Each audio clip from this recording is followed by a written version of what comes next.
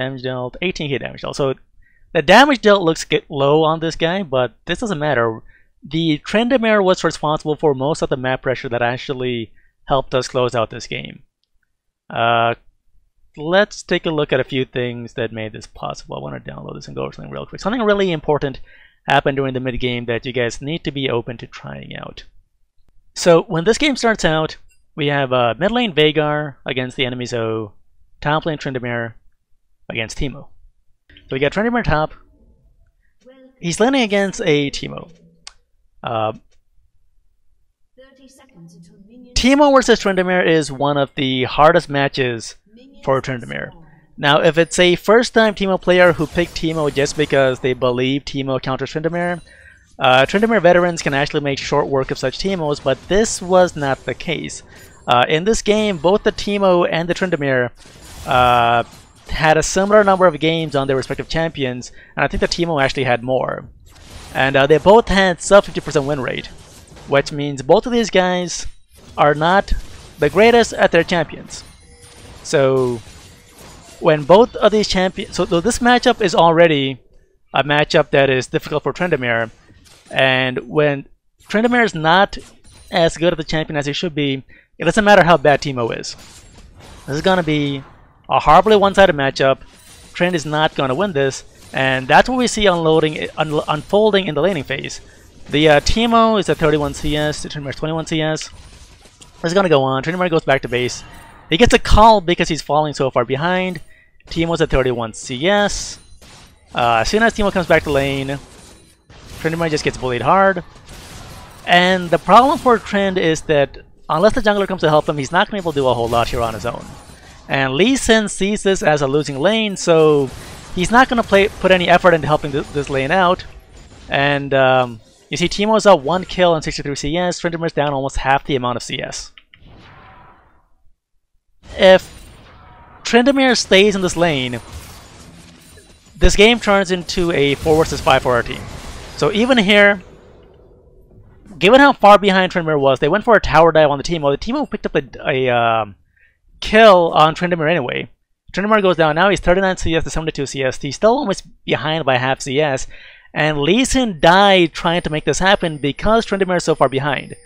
As a jungler, if you're trying to help a lane that's losing, this is kind of the result you can expect because the enemy laner is so far ahead of your laner that your laner has very little impact when they come for a gank. So at this point, our Tryndamere did something smart.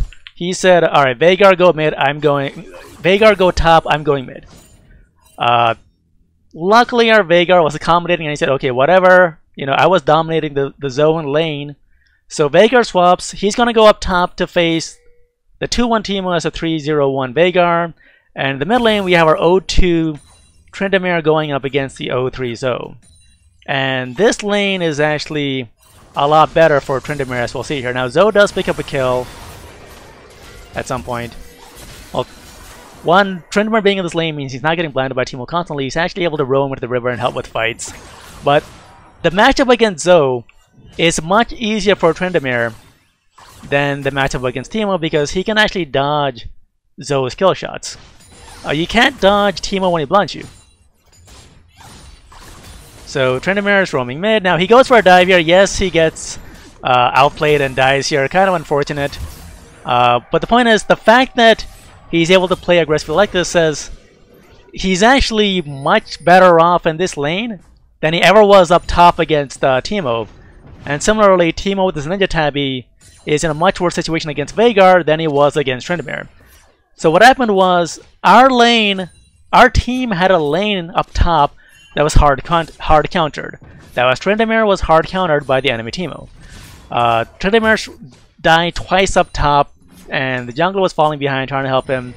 And he decided, alright, you know what, let's lane swap. And this lane swap is what saved the game for us. This lane swap allowed Tryndamere to actually farm up because Teemo's not stopping him from farming. Teemo's in another lane. Zoe's not going to be able to stop Tryndamere from farming, and Tryndamere ends up doing what Tryndamere does best, and that is clip pushing and farming like crazy. And this goes on throughout the game until the very end, where Tryndamere is now at 326 CS. Teemo's behind on CS, not a big deal. This is like almost late game itemization. If Tryndamere had stayed up top, all lane, because you know he got rolled top lane, he's got to face the Teemo. If mid lane said, "No, fuck you, Trynd, go deal with your own lane. I'm not letting you lane swap," then this game would have turned into a complete loss because Tryndamere would not be at 326 CS. Because our mid laner allowed the lane swap to go through, we now have a Tryndamere that's able to apply a lot of map pressure. Teemo should have shut down Trynd in lane, but because of the lane swap, Tryndamere got farmed up. Now he's a dangerous pain in the ass. He's going for the Nexus. He's drawing the enemy team down here. And I believe, so the Vayne comes here. Kind of, let's rewind this for a sec. So, the blue team's view. Tryndamere is pushing bottom. This draws the enemy team down here. This is what map pressure is all about. Vayne comes around the wall, doesn't see Tryndamere, and Tryndamere takes her down before she can react. Now, she did actually have quite a bit of time to react, but I guess she wasn't able to react fast enough. Tryndamere takes her down. Suddenly, it's a 5 versus 4 in our advantage. The arrow goes down. Lee Sin makes his play. Nami goes for a bubble. And we go absolutely all in. Veigar kills Zoe. Now it's a 5 versus 3, and we just continually chase on the enemy team. All of this that unfolds can be traced back to a critical moment where Tryndamere said, "I'm going mid. I don't want to face the fucking Teemo up top anymore. Veigar, go top." Veigar was nice enough to go top. Tryndamere went mid. It was a much better lane for him. And this culminated in what we see here, which is Tryndamere getting farmed. Not one-shotting, but like 3 or 4-shotting the Vayne quickly before she can react. 42 minutes into the game. And that turned into the game-winning play. And this would not have been possible without that lane swap. So, the main takeaway from this is, if you ever find yourself in a game where one of your lanes is hard countered, and you're doing well in your lane, be open to lane swapping, because that lane swap could be what wins you the game. This game would not have been won without Veigar going top and Tryndamere coming mid, allowing Trynd to get farmed, one shot in the Vayne, 42 minutes into the game, allowing us to close out the game. So yeah, that's the key, like that's the one single factor that decided the outcome of this game for us. So just wanted to point that out. That's a huge point. It's not obvious because people tend to look at, you know, the scores, the itemization, who got how many kills. This guy's 5-7. You might think, oh, he's feeding. No, this guy did extremely well. And it all goes back to the moment where the lane swap happened, and that lane swap was absolutely crucial for the red team winning. Now, what the blue team could have done was Teemo should have gone mid, Zoe should have gone top. If they did that, the Tryndamere would have been in the same situation he was in the top lane. As long as the enemy team kept swapping their lanes to have Teemo match our Tryndamere would not have gotten to the state where he could have closed out the game the way that he did. So that's what the enemy team could have done differently, and this is what our team did to win, and that's the point that I wanted to make.